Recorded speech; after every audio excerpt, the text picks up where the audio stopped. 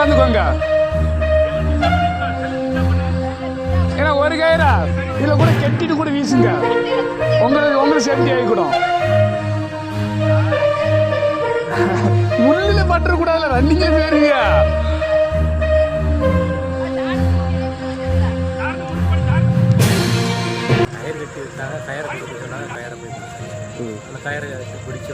எத்தனை பேர் எழுத்திய சேஃப்டி இதில் கட்டி இருந்துச்சு. டயரை மட்டும் அவனுக்கு கொடுத்து அவன் அதுக்கப்புறம் அப்படி. உங்கள் பேர்? என் பேர் மகாராஜ். எந்த ஒரு விளாட மாட்டேன்.